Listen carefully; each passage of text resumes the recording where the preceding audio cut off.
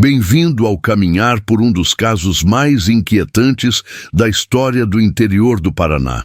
Antes de mergulharmos nessa história, te convido a pausar por um segundo e comente de qual cidade ou lugar você está assistindo este vídeo. Deixe nos comentários o horário exato. Queremos saber até onde esses relatos chegam e em que momentos do dia ou da noite eles te encontram. Você já sentiu que um segredo de família poderia mudar tudo para sempre? Imagine um inverno frio e úmido em uma cidade provinciana, onde todos se conhecem, mas nem todos contam tudo. Vila das Araucárias, 1968. O inverno no interior do Paraná não pedia licença. Chegava com uma névoa densa que engolia as copas das árvores que davam nome à cidade e deixava um frio úmido que parecia penetrar os ossos. A vida ali seguia um ritmo lento, previsível, ditado pelo apito da fábrica de erva-mate às 6 da manhã e pelo sino da igreja às 6 da tarde. As ruas de paralelepípedo, quase sempre molhadas pela garoa fina, conheciam os passos de cada morador. As janelas das casas eram como olhos que vigiavam a rotina uns dos outros, não por maldade, mas por hábito. Uma comunidade onde todos se conheciam, onde os segredos, se existiam, eram pequenos e domésticos, como uma dívida no armazém ou um namoro proibido. Mas essa paz, quase sagrada, começou a ser corroída pelas bordas no dia em que Helena chegou. Ela veio de Curitiba, a metrópole distante, um lugar que para os moradores de Vila das Araucárias era sinônimo de perdição e modernidade. Comprou a última casa da Rua das Hortênsias, uma construção antiga que estava abandonada há anos, com um jardim vasto e selvagem nos fundos, que terminava onde a mata nativa começava. Ninguém soube ao certo por que ela escolheu aquele lugar. Diziam que era viúva de um homem rico, buscando sossego após uma tragédia familiar. Outros sussurravam que ela fugia de algo. Helena era uma figura dissonante naquela paisagem. Tinha por volta de 40 anos, mas seu rosto parecia não ter idade. Era elegante de um jeito que as mulheres da cidade não eram. Usava vestidos escuros, de corte impecável, mesmo para ir à padaria. Seus cabelos negros estavam sempre presos num coque perfeito, e seu perfume, um cheiro adocicado e forte de jasmim, anunciava sua presença antes mesmo que ela fosse vista. Não era hostil, mas era ausente. Cumprimentava com um aceno de cabeça, um sorriso breve que não alcançava seus olhos fundos e escuros. Sua casa, por dentro, era um mistério.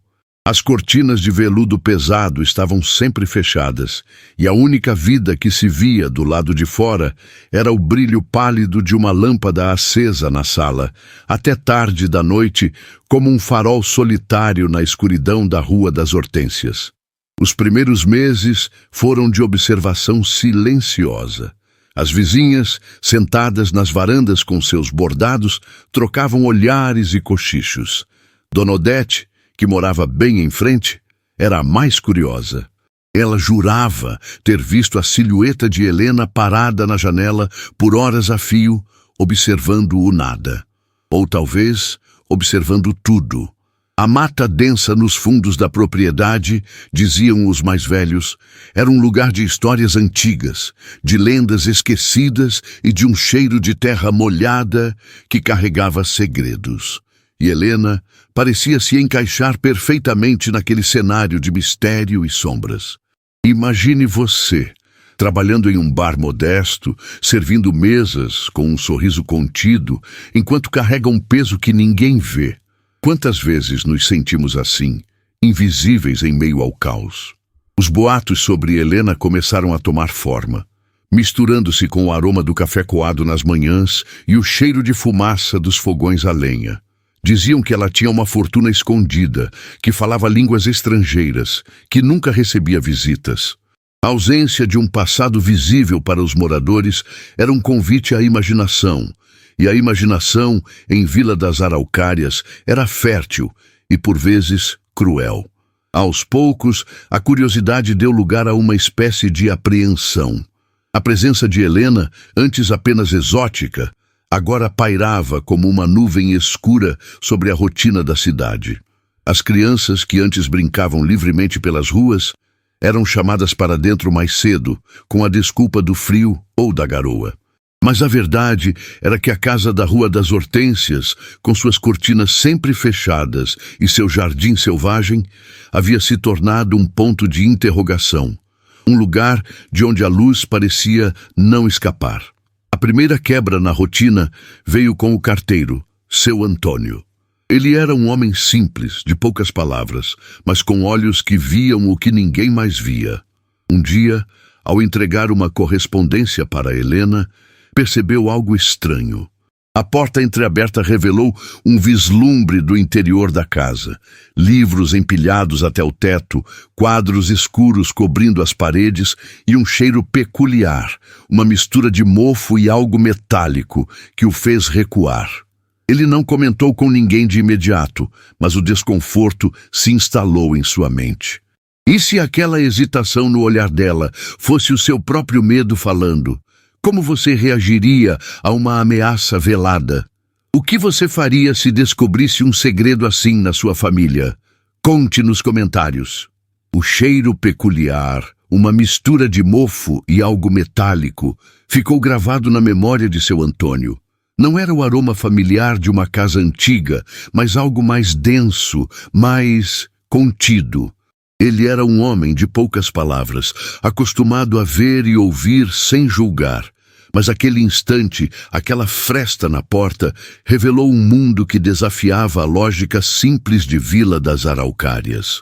Não contou com detalhes o que viu, mas a apreensão em seus olhos, o silêncio prolongado ao servir o café na padaria, foram o suficiente para alimentar a teia de especulações. As vizinhas, já inclinadas à observação, agora redobravam a atenção. As cortinas de veludo de Helena, antes apenas um sinal de sua reclusão, pareciam agora barreiras contra algo que a cidade não conseguia definir. A vida de Helena seguia um ritmo próprio, alheio aos sussurros. Ela aparecia na padaria sempre no mesmo horário, às 9 da manhã. Vestindo seus vestidos escuros, os cabelos presos com uma disciplina quase militar. Seus olhos, contudo, permaneciam distantes, como se vissem paisagens que só ela conhecia. A ausência de qualquer sinal de vida além dela na casa era um enigma. Nenhuma empregada, nenhum jardineiro, nenhuma visita. Apenas Helena e sua sombra, movendo-se por entre as paredes fechadas, iluminadas pela lâmpada solitária que bruxuleava até altas horas da noite. Era como se ela estivesse guardando um segredo tão pesado que não podia ser compartilhado nem mesmo com a luz do sol. Quantas vezes a imaginação popular constrói monstros onde há apenas dor, ou esconde monstros onde há apenas a fachada da normalidade. A mata nos fundos da casa de Helena, antes um lugar de brincadeiras e lendas inofensivas para as crianças da vila, começou a ganhar uma aura mais sombria. Os mais velhos, que contavam histórias de sacis e curupiras, agora falavam com um tom diferente sobre os sons que vinham da floresta à noite. Um farfalhar de folhas que não era do vento, um ranger de galhos que não era de animal. O jardim selvagem de Helena, uma extensão da mata com suas plantas trepadeiras e flores estranhas, parecia um portal para esse mundo inexplorado. E se aquela hesitação no olhar dela fosse o seu próprio medo falando? Como você reagiria a uma ameaça velada? O que você faria se descobrisse um segredo assim na sua família? Conte nos comentários. Se essa história está te prendendo, não esqueça de se inscrever no canal para mais relatos assim. Ative o sininho e vamos desvendar mais mistérios juntos. Foi o desaparecimento do gato de Dona Odete, um felino siamês de olhos azuis chamado Mingo, que acendeu o primeiro alerta real. Mingo era um explorador, mas nunca se afastava muito da vizinhança. Depois de 3 dias sem notícias, Dona Odete, com o coração apertado, começou a perguntar de porta em porta. Ninguém o vira. A última vez que fora visto, Mingo estava farejando curioso na cerca que dividia o quintal de Dona Odete do jardim de Helena. Um arrepio percorreu a espinha dos moradores. Seria apenas uma coincidência infeliz ou a casa da Rua das Hortênsias guardava mais do que apenas segredos? Essa trama de silêncios cúmplices me faz pensar em outros casos esquecidos. O que acha de explorarmos em breve o mistério de um sumiço inexplicável em uma fazenda isolada? Deixe sua ideia nos comentários para inspirar o próximo vídeo. A inquietação cresceu, transformando-se em uma desconfiança tangível. As crianças agora evitavam a Rua das Hortênsias.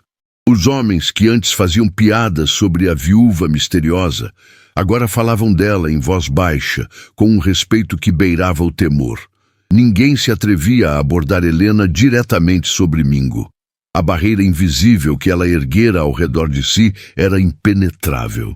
Mas a falta de respostas, a ausência de um motivo aparente para o sumiço do gato, começou a corroer a paz da pequena vila das Araucárias. Era como se o inverno, que já trazia o frio e a névoa, trouxesse também uma sombra que se estendia da casa de Helena para toda a comunidade. Você já se viu preso entre a curiosidade e o medo, sem saber qual caminho seguir? O que faria para descobrir a verdade, mesmo que ela fosse assustadora? O desaparecimento de Mingo solidificou uma certeza incômoda na vila das Araucárias. Não era apenas um gato que se fora, era um pedaço da inocência da cidade que se esvaía junto com ele. A casa de Helena, antes um mistério distante, agora era um ponto cego na paisagem mental de todos. Um buraco negro que parecia sugar a tranquilidade. As conversas nas padarias e armazéns, antes recheadas de fofocas inofensivas, ganharam um tom mais grave, sussurrado. Ninguém queria ser o próximo a ter algo sumido, ou pior, alguém. O inverno, que já trazia o frio cortante, agora parecia congelar também a coragem dos moradores. Dona Odete, mais do que qualquer outra, sentia o peso dessa nova realidade. Sua varanda, antes um ponto de observação casual, tornou-se seu posto de vigília. As noites eram longas, iluminadas apenas pelo brilho pálido da lâmpada de Helena. Foi em uma dessas noites, enquanto a névoa dançava entre as araucárias, que ela viu algo. Uma sombra, mais definida que a do vento, movendo-se no limite do jardim selvagem de Helena, na fronteira com a mata. Não era um animal, não era uma árvore. Era um vulto agachado, que parecia estar enterrando algo. O coração de Dona Odete deu um salto, e ela recuou da janela, sentindo o suor frio escorrer pela testa. E se a indiferença de uma comunidade fosse, no fundo, um reflexo do medo de encarar suas próprias sombras? O que Dona Odete testemunhou naquela noite não foi contado de imediato. O medo, como a névoa, era denso e paralisante, mas o silêncio dela e o silêncio dos outros não impediu que a apreensão crescesse. Cerca de uma semana depois do sumiço de Mingo, um novo evento perturbou a pequena vila. A boneca de pano de Clarice, a filha caçula do seu Zé, o padeiro, foi encontrada. Não na rua, nem no jardim da menina. Estava pendurada em um galho seco, na beira da mata, que fazia divisa com a propriedade de Helena, com um dos olhos arrancados e um pedaço de tecido vermelho amarrado ao pescoço. Clarice chorou por dias, mas o choro dela era o menor dos problemas. Aquilo era um aviso, uma mensagem macabra em uma cidade que não entendia de crueldade. Se essa história está te prendendo, não esqueça de se inscrever no canal para mais relatos assim. Ative o sininho e vamos desvendar mais mistérios juntos. O delegado Osvaldo, um homem corpulento e de poucos dentes, era mais afeito a resolver brigas de bar e furtos de galinhas. A ideia de um mistério mais sombrio, de algo que desafiava a lógica rural, o incomodava profundamente. Ele ouviu as queixas, balançou a cabeça e prometeu investigar. mas suas investigações se limitavam a um olhar desinteressado para a casa de Helena e um encolher de ombros. Coisa de criança, dona Odete. Gato, boneca, a mata é grande, animais silvestres, vento... Quantas vezes nos convencemos de que o silêncio é a melhor resposta, mesmo quando a intuição grita? A vila começou a entender que não haveria ajuda de fora. A verdade, fosse ela qual fosse, teria que ser desenterrada por eles mesmos, ou para sempre se esconderia sob a sombra das araucárias e o perfume de jasmim de Helena. A vila começou a entender que não haveria ajuda de fora. A verdade, fosse ela qual fosse, teria que ser desenterrada por eles mesmos, ou para sempre se esconderia sob a sombra das araucárias e o perfume de jasmim de Helena. Um silêncio pesado desceu sobre a vila das araucárias, não o silêncio da paz, mas o da apreensão coletiva. As conversas nos bares, antes barulhentas e cheias de risadas, agora eram sussurros sobre o gato desaparecido e a boneca mutilada. Os homens, que se sentiam os pilares da comunidade, agora se viam impotentes, com o orgulho ferido pela inação do delegado e pela barreira impenetrável que Helena erguera. Foi no armazém do seu Pedro, entre sacos de feijão e queijos frescos, que a inquietação começou a se transformar em algo mais. Uma noite, depois que as mulheres e crianças já haviam recolhido para suas casas, um grupo de homens se reuniu. O cheiro de cachaça se misturava ao de café forte. Havia o seu Zé, o padeiro, ainda com a dor da filha nos olhos. O seu Antônio, o carteiro, com seu olhar sempre atento, e alguns outros, rostos marcados pela vida no campo e pela desconfiança que agora os unia. Não podemos ficar de braços cruzados, disse seu Zé, a voz embargada. Isso não é coisa de animal nem de vento, é gente. E está na casa dela.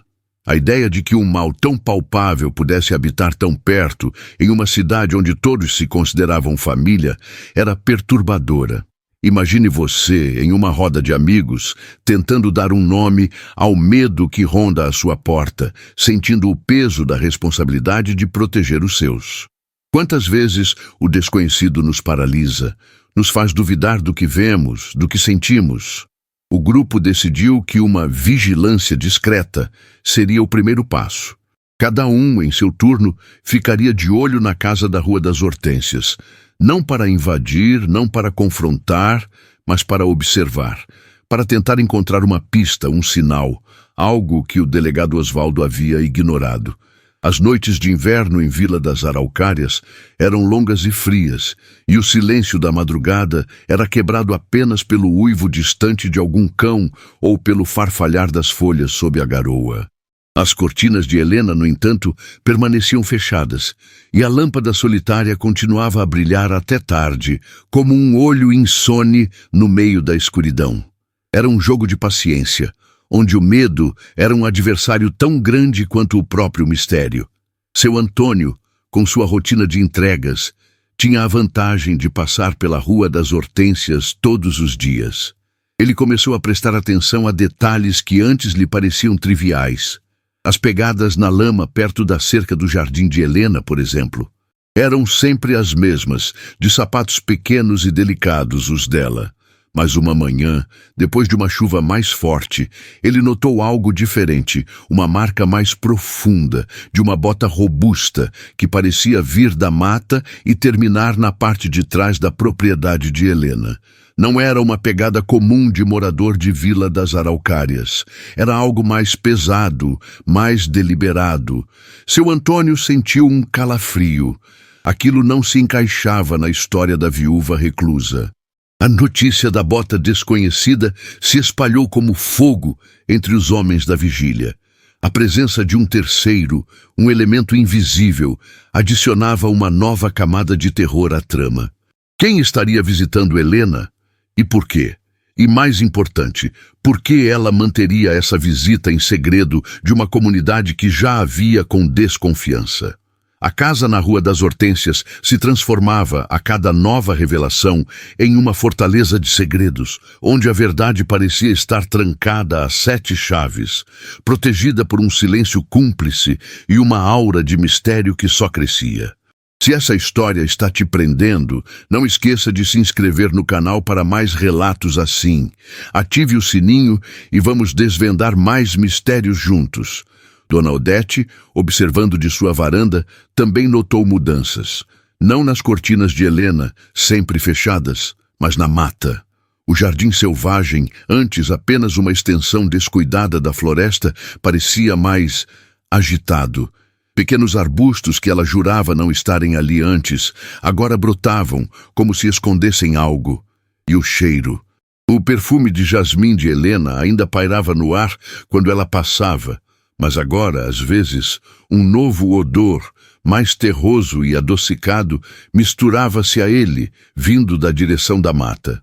Não era o cheiro da chuva na terra, nem de flores silvestres.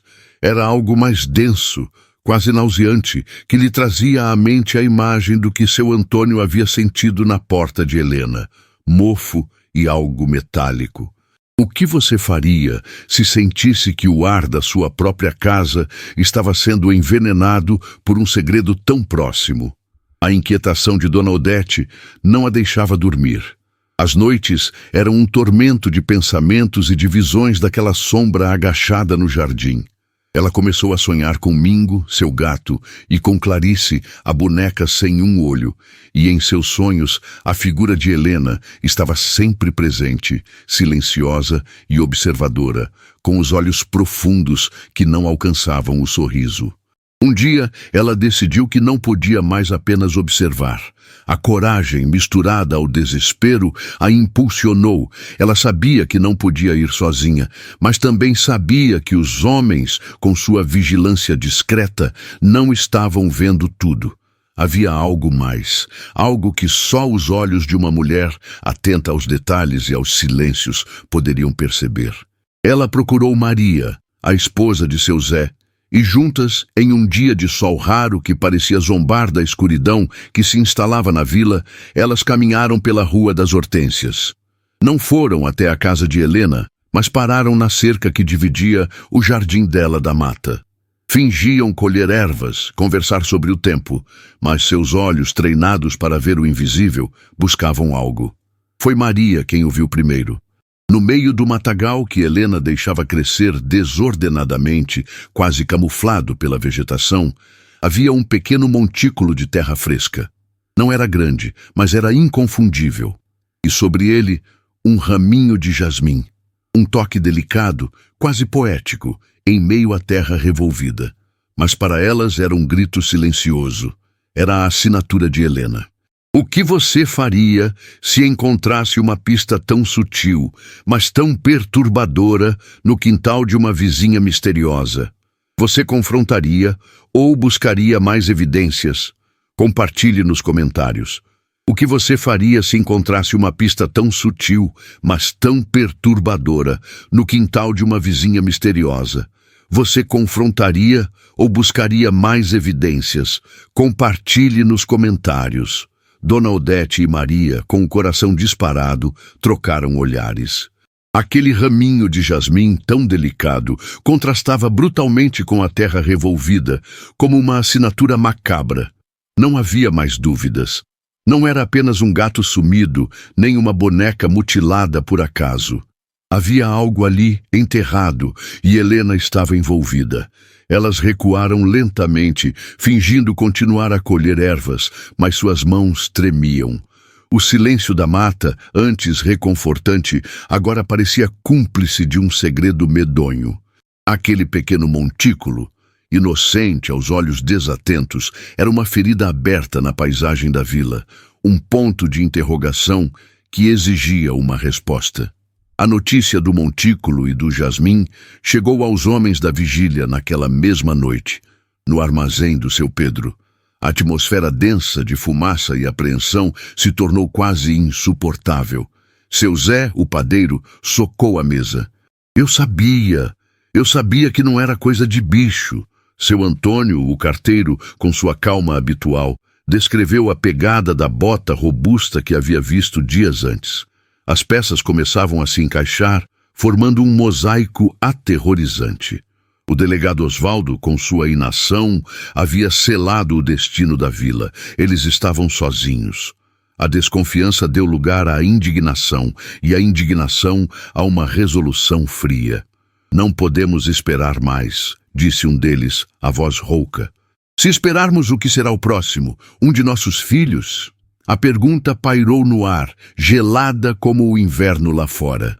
A ideia de invadir a casa de uma vizinha, mesmo que suspeita, era assustadora para aqueles homens simples, criados sob o rigor da lei e da boa vizinhança. Mas o medo pelo que Helena poderia estar escondendo e o que poderia acontecer em seguida superava qualquer relutância. A proteção da comunidade, de suas famílias, se tornou a prioridade. Eles decidiram que iriam investigar o montículo. Não de imediato, não no escuro da noite, mas no dia seguinte, quando a luz do sol pudesse, talvez, espantar um pouco da escuridão que parecia emanar da casa de Helena. Aquela noite foi a mais longa de Vila das Araucárias. Ninguém dormiu de verdade. As mães abraçavam seus filhos com mais força. Os pais fitavam o vazio, imaginando o que o amanhecer traria. A lâmpada de Helena, na Rua das Hortênsias, ardia mais forte do que nunca, como se pressentisse a ruptura iminente da barreira de silêncio que a envolvia. Imagine você, em sua cama, ouvindo o vento assobiar e cada rangido da madeira, perguntando-se se o mal que se esconde em seu quintal poderia estar à espreita, esperando a sua vez. Essa é a sensação que pairava sobre a vila, um pressentimento de que o pior ainda estava por vir. Ao raiar do dia, um grupo de homens se reuniu na casa de seu Zé. As ferramentas de trabalho, pás, enxadas, estavam ali, mas seus rostos não eram os de quem ia para a lavoura. Havia uma solenidade sombria em seus movimentos, uma determinação que a vila nunca havia visto. Dona Odete e Maria, com os rostos pálidos, apontaram o local exato do montículo. O ar estava pesado, não apenas pela névoa matinal, mas pela tensão que se acumulava em cada respiração. A primeira pá de terra foi cravada com hesitação, depois com mais força. O solo estava úmido, misturado com raízes finas. Cada raspagem da pá era um som amplificado no silêncio expectante da mata. O cheiro terroso que Dona Odete havia notado intensificou-se, misturando-se com algo mais forte, mais putrefato. Os homens trabalhavam em silêncio, seus olhos fixos na terra que se acumulava ao lado. A cada camada removida, a esperança de encontrar apenas os restos de um animal silvestre diminuía, substituída por um pavor crescente. E então, a pá de seu Zé tocou em algo macio, mas resistente. Com cuidado, eles afastaram mais terra. O que emergiu não era o gato de Dona Odete, nem um animal qualquer. Era um embrulho, feito de um tecido escuro, manchado de terra e umidade. E do embrulho, um cheiro inconfundível, o mesmo cheiro metálico que seu Antônio havia sentido, mas agora muito mais intenso, muito mais real. Com mãos trêmulas, seu Zé desfez o tecido. O que encontraram fez o ar escapar dos pulmões de todos.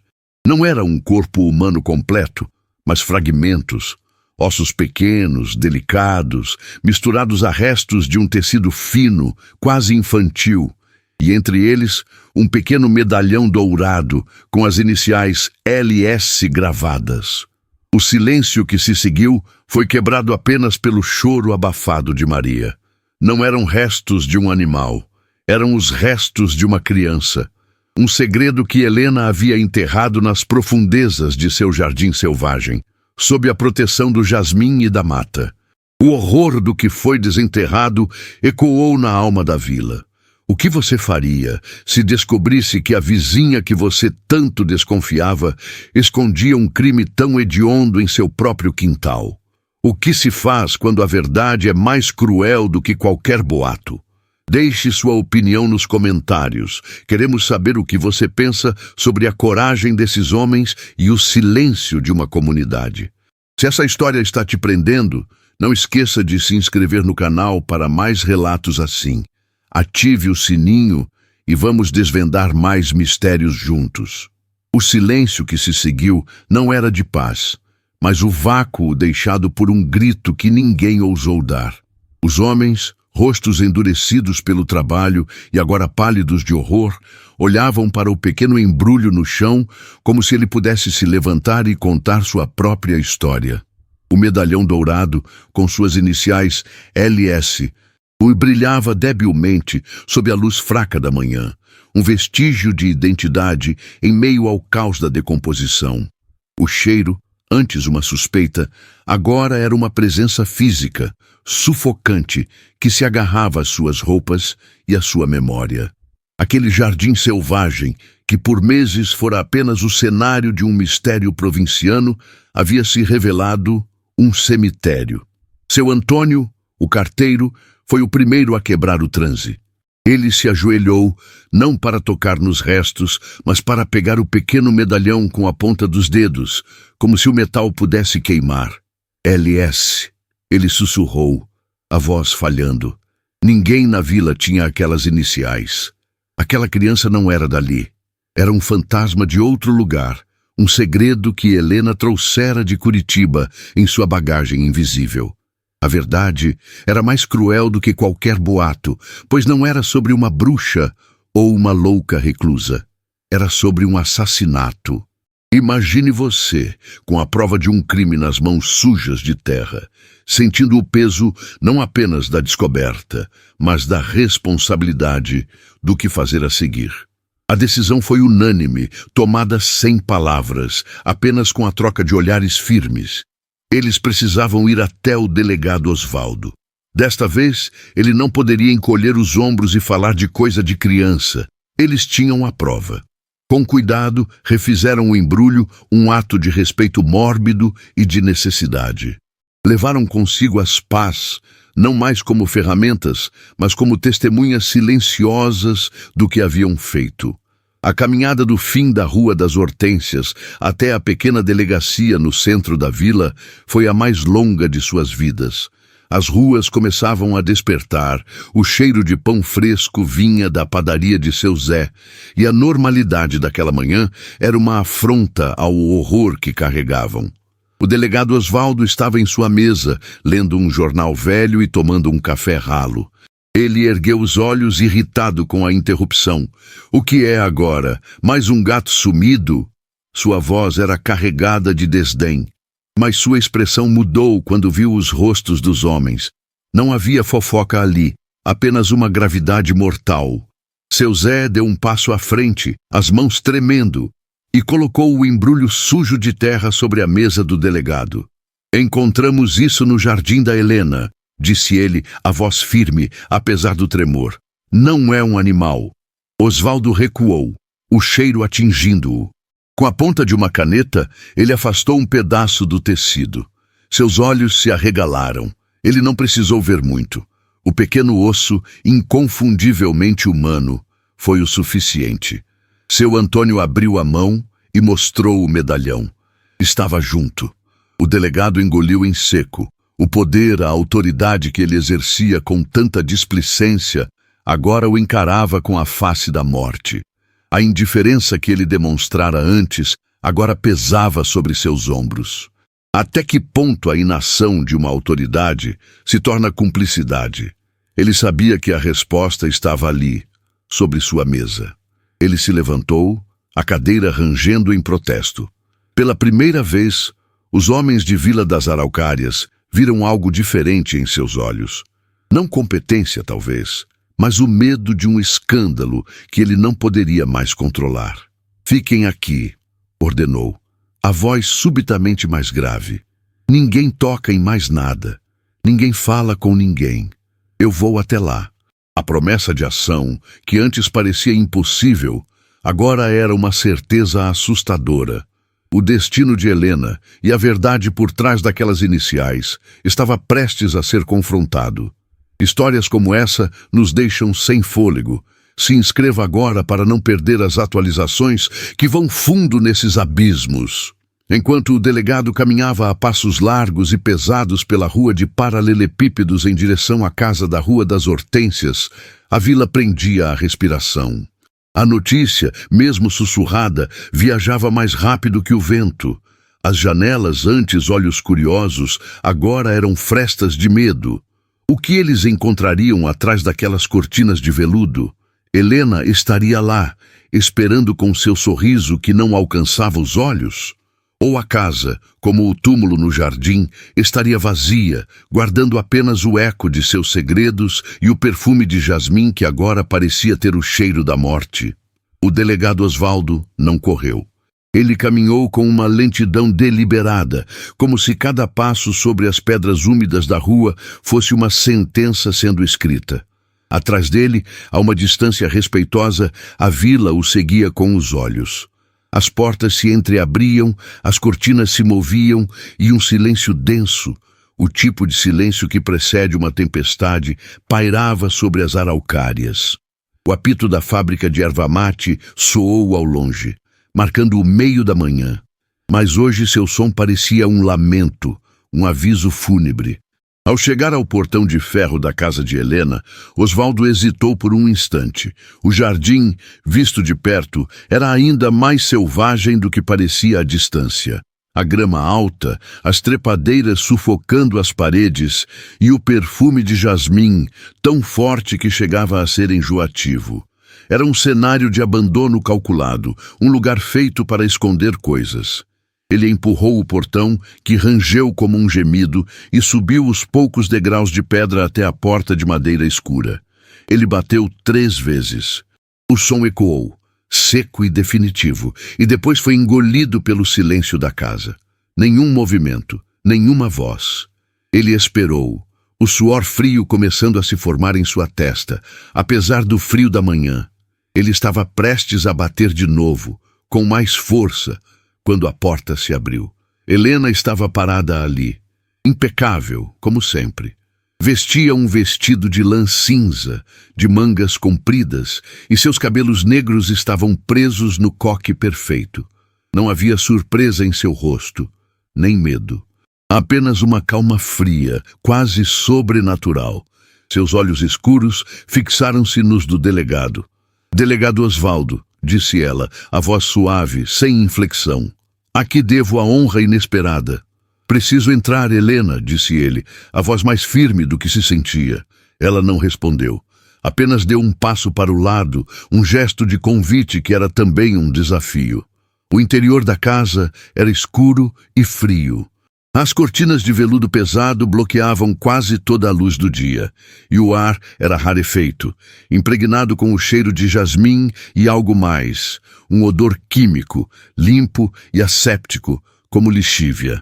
A mobília era antiga, escura e polida, com um brilho febril. Não havia fotos, nem livros, nem qualquer sinal de vida ou de desordem. Era como entrar em um quarto perfeitamente arrumado, mas sentir um frio que não vem da janela, um silêncio que grita. Quantas vezes já estivemos em lugares assim, onde a normalidade é apenas uma fachada para o caos? "O que o senhor procura aqui?", perguntou Helena, fechando a porta atrás dele e mergulhando a sala em uma penumbra ainda maior. Osvaldo não respondeu diretamente. Ele tirou o medalhão do bolso, a corrente balançando em sua mão trêmula. "Encontramos isso no seu jardim", disse ele, estendendo a mão, "junto com outras coisas." Pela primeira vez, a máscara de Helena vacilou. Seus olhos se arregalaram por uma fração de segundo, fixados no pequeno objeto dourado. Seu peito subiu e desceu em uma respiração súbita e profunda. Foi um momento, um único momento, mas foi o suficiente. A calma se quebrou, revelando o abismo que havia por baixo. Como você reage quando a máscara de uma pessoa cai, revelando um monstro que você nunca imaginou? Ela estendeu a mão, não para pegar o medalhão, mas como se para afastá-lo. Sua voz, quando falou, era um sussurro frágil, a primeira rachadura em sua fortaleza de silêncio. Onde vocês o encontraram?" "No montículo de terra perto da mata. Aquele que você cobre com jasmins, respondeu Osvaldo, a acusação clara em sua voz. Helena recuou um passo, a mão cobrindo a boca. Seus olhos, antes vazios, agora estavam inundados por uma emoção que Osvaldo não conseguiu decifrar. Não era culpa, não era medo. Era algo mais antigo, mais profundo. Era dor. Uma dor tão vasta que parecia preencher a sala escura. Ela olhou para o delegado e as palavras que saíram de sua boca não eram uma negação, nem uma confissão.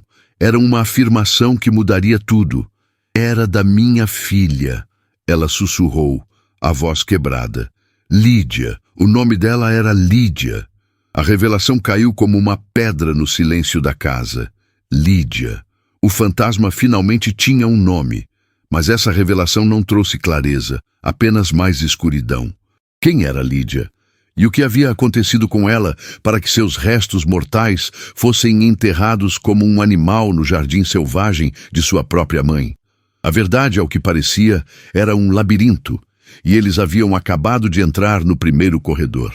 Se essa história está te prendendo, não esqueça de se inscrever no canal para mais relatos assim.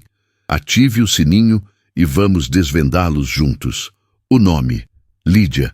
A palavra pairou no ar denso da sala, frágil e pesada ao mesmo tempo. Para o delegado Osvaldo, aquele nome desfez a imagem da assassina fria e calculista que ele havia construído em sua mente. Diante dele não estava um monstro, mas uma mulher quebrada, assombrada por um fantasma que tinha o rosto de sua própria filha. Ele, que viera buscar uma confissão, encontrou um epitáfio. A complexidade do horror que se desdobrava à sua frente era muito maior do que a simplicidade de um crime de vila. Sua filha? Gaguejou Osvaldo, a autoridade se esvaindo de sua voz.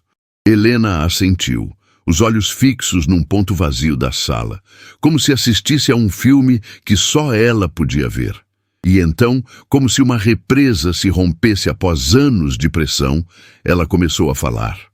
Sua voz era baixa, quase um murmúrio, desprovida de emoção, como a de alguém que conta uma história que já não lhe pertence mais. Nós não éramos daqui, começou ela. Vivíamos em Curitiba, numa casa grande, no Batel. Meu marido, ele era um homem importante, um homem respeitado. Havia um amargor na palavra respeitado, um veneno sutil que Osvaldo percebeu de imediato. Para ele, as aparências eram tudo. A família perfeita, a esposa perfeita, a reputação impecável. Ela fez uma pausa, respirando fundo o ar viciado da sala. Lídia não era perfeita aos olhos dele. Ela nasceu com o coração fraco. Os médicos chamavam de sopro, uma fragilidade que a acompanharia por toda a vida. Para mim, ela era tudo. Para ele, ela era uma vergonha, uma mancha em seu legado. Por isso vivíamos reclusas. Lídia não ia à escola, não tinha amigos. O mundo dela era o jardim dos fundos daquela casa, e eu. Imagine a sensação de estar presa em sua própria casa, com sua dor e seu amor sendo controlados por outra pessoa, sem ter a quem recorrer. É um tipo de prisão invisível que muitas pessoas ainda hoje conhecem bem. Na noite em que ela se foi, a voz de Helena falhou, a primeira rachadura em sua armadura de apatia. Era um inverno como este, frio. Ela teve uma crise, a pior de todas. Não conseguia respirar. Eu implorei para que ele a levasse ao hospital. Implorei. Seus olhos se encheram de lágrimas que não caíam. Ele se recusou. Disse que um escândalo na calada da noite mancharia seu nome. Um médico em casa? Vizinhos curiosos? Jamais. Ele disse que cuidaria dela.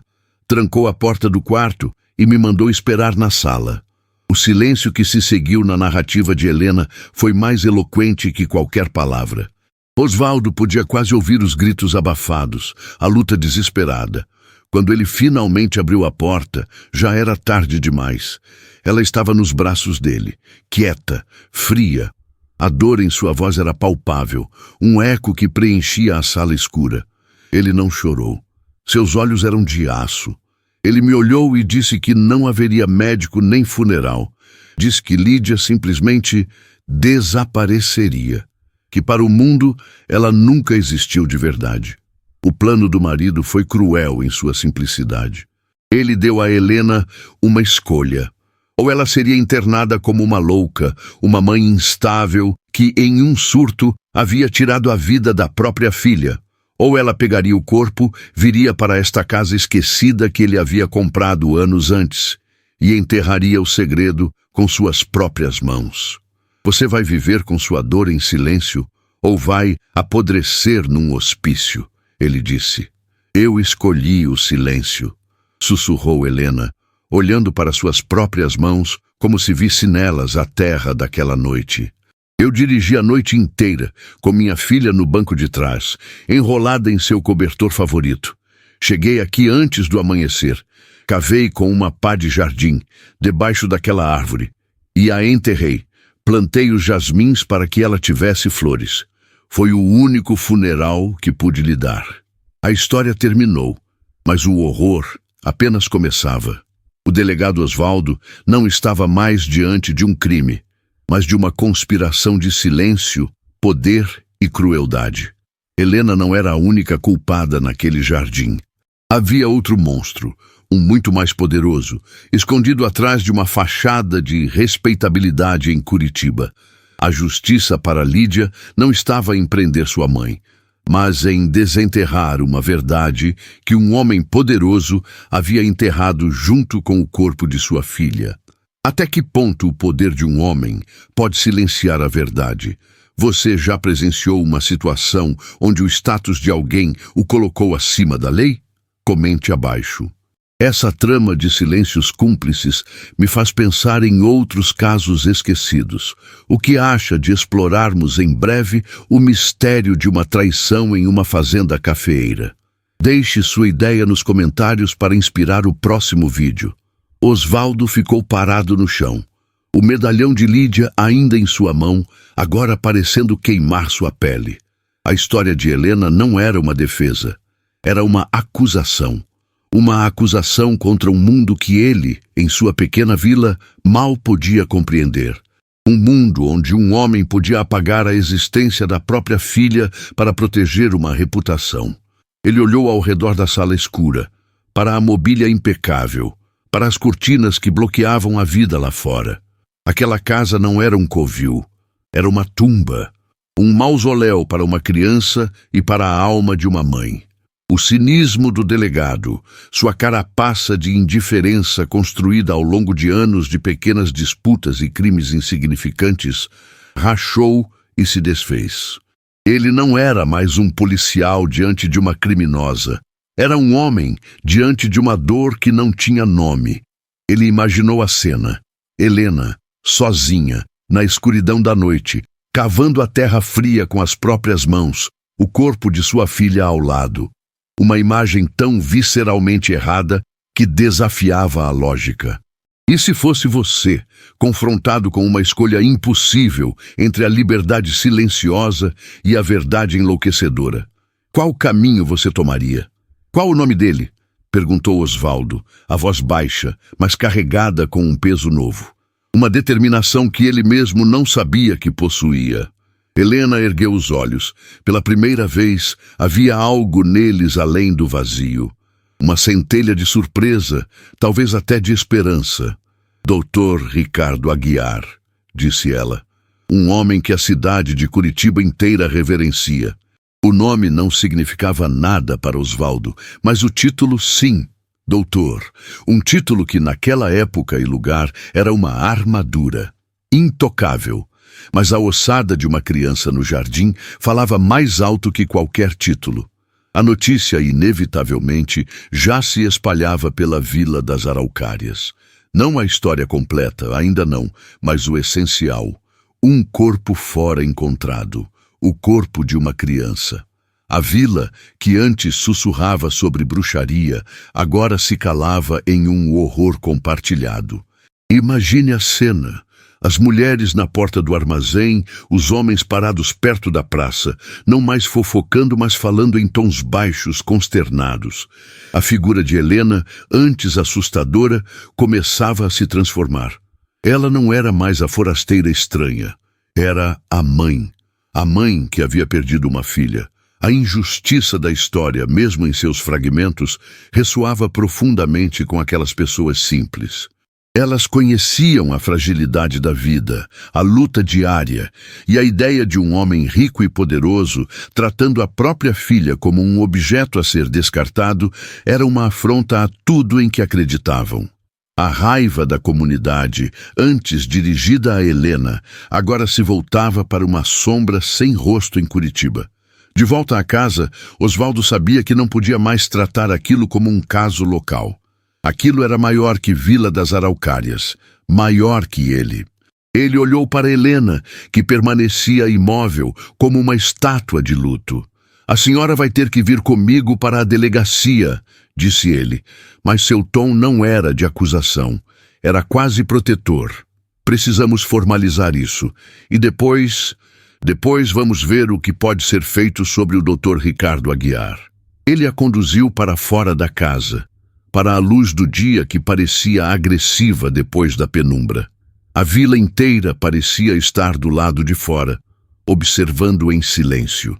Não havia mais olhares de ódio ou medo. Havia pena, havia compaixão, havia uma solidariedade nascida da tragédia. Ao passarem, as pessoas abriam caminho, os chapéus eram retirados em um gesto de respeito mudo. A procissão até a delegacia não era a de uma criminosa sendo levada, mas a de uma viúva sendo acompanhada em seu luto tardio. Na pequena sala da delegacia, Osvaldo sentou-se em sua cadeira rangente e encarou o telefone preto sobre a mesa. Aquele aparelho que ele usava para resolver disputas de vizinhos e avisar sobre gado perdido, agora era sua única arma. Fazer aquela ligação era cruzar um ponto sem retorno. Era desafiar um homem poderoso, com dinheiro e influência. Era arriscar sua carreira, sua tranquilidade, talvez até sua vida. Mas ao olhar para o medalhão de Lídia sobre a mesa, ele soube que o silêncio não era mais uma opção. A inação, ele agora entendia, era a pior forma de cumplicidade. Se essa história está te prendendo, não esqueça de se inscrever no canal para mais relatos assim. Ative o sininho e vamos desvendar mais mistérios juntos. Com a mão firme, ele pegou o fone. Girou o disco, os cliques do aparelho soando como uma contagem regressiva. Ele não ligou para seus superiores diretos. Ele sabia que eles abafariam o caso. Ele precisava de alguém de fora, alguém com coragem. Ele ligou para o único contato que tinha na imprensa da capital, um jornalista investigativo que lhe devia um favor antigo. A verdade precisava de uma voz mais alta que a sua. "Aloísio?", disse ele quando a linha atendeu. "É o Osvaldo, de Vila das Araucárias. Tenho uma história para você, uma história que vai abalar Curitiba." A ligação foi o estopim. A história, sussurrada por um delegado esquecido no interior para um jornalista que farejava a verdade, era boa demais para ser ignorada. Aloísio não hesitou. No dia seguinte, uma pequena nota de rodapé apareceu no jornal da capital. Não citava nomes, ainda não. Falava de um corpo de criança encontrado no jardim de uma casa no interior e de uma investigação que poderia alcançar as altas esferas da sociedade curitibana. Foi o suficiente. A semente da dúvida foi plantada. O boato começou a correr pelos cafés e salões onde homens como o Dr. Ricardo Aguiar eram deuses. A princípio, foi tratado com desdém, uma fofoca de província. Mas a nota de rodapé virou uma pequena matéria. A matéria virou uma manchete, e o nome de Lídia, a menina que nunca existiu para o mundo, começou a ser sussurrado em todos os cantos. De seu pedestal de poder, Dr. Aguiar reagiu com a fúria de um rei desafiado.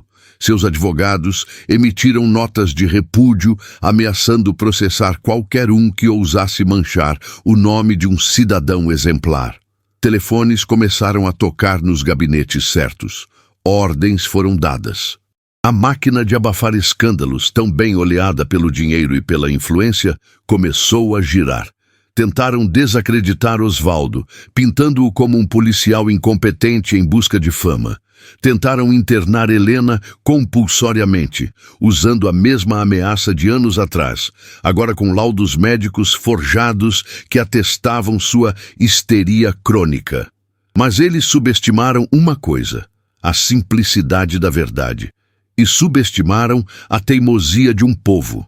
Em Vila das Araucárias, a comunidade se fechou em torno de Helena e do delegado. Quando os oficiais de justiça da capital chegaram com uma ordem para levar Helena, encontraram a cidade inteira na rua. Homens, mulheres, crianças, parados em silêncio, formando uma barreira humana intransponível. Não houve gritos nem violência, apenas a força quieta e inabalável de pessoas que haviam escolhido um lado. Aquele silêncio era mais poderoso que qualquer ordem judicial. Os oficiais, intimidados por aquela demonstração de unidade, recuaram. A vila havia traçado sua linha na areia. A guerra estava declarada. Aquele muro de gente silenciosa foi mais forte que qualquer ordem judicial. A imagem da pequena Vila das Araucárias, desafiando o poder da capital, protegendo uma mãe em luto, tornou-se a manchete que Aloísio precisava. A história explodiu. Não era mais sobre um corpo no jardim. Era sobre a coragem dos anônimos contra a arrogância dos poderosos. A pressão pública tornou-se insustentável. Histórias como essa nos deixam sem fôlego. Se inscreva agora para não perder as atualizações que vão fundo nesses abismos. O castelo de cartas do Dr. Ricardo Aguiar desmoronou. A exumação oficial do corpo de Lídia foi a pá de cal em sua reputação. Confrontado com a ciência e com o clamor popular, seu poder se evaporou. O homem que podia apagar a existência da própria filha foi finalmente arrastado para a luz, exposto como o monstro que era. Ele foi preso, julgado e condenado, não apenas pelo que fez a Lídia, mas por uma vida inteira de crueldade disfarçada de respeitabilidade. Morreu anos depois, na prisão, um homem esquecido, cujo nome se tornara sinônimo de vergonha. E Helena? A justiça, pela primeira vez, mostrou sua face mais humana. O tribunal a viu não como uma cúmplice, mas como mais uma vítima da tirania de Aguiar. Ela foi absolvida da acusação de homicídio, recebendo uma pena simbólica e já cumprida pela ocultação do corpo. Ela nunca mais deixou Vila das Araucárias. A casa na Rua das Hortênsias, antes sua prisão, tornou-se seu refúgio. O jardim, antes um cemitério de segredos, floresceu, e os jasmins sobre o túmulo de Lídia tornaram-se um memorial visitado por todos. Helena encontrou na comunidade que a temeu a família que nunca teve. O delegado Osvaldo tornou-se uma lenda local, um lembrete de que a integridade, às vezes, fala mais alto que a hierarquia. No final, a história de Helena de Curitiba não é apenas sobre um crime, mas sobre a força do silêncio. O silêncio opressor de um homem poderoso e o silêncio desafiador de uma comunidade unida. Mostra que nenhuma verdade pode ser enterrada para sempre, especialmente quando regada pelas lágrimas de uma mãe. E que, às vezes, a justiça não vem de um tribunal, mas do coração de pessoas comuns que se recusam a desviar o olhar. O perfume dos jasmins, que antes anunciava uma presença fantasmagórica, passou a ser o cheiro da memória e da redenção. Essa história te fez questionar algo no seu passado? Compartilhe abaixo. Qual caso histórico do Brasil você quer que eu conte em seguida? Vote nos comentários. Se essa narrativa te tocou, curta, comente e se inscreva no canal. Juntos desenterramos verdades que o tempo tentou esconder. Até o próximo mistério.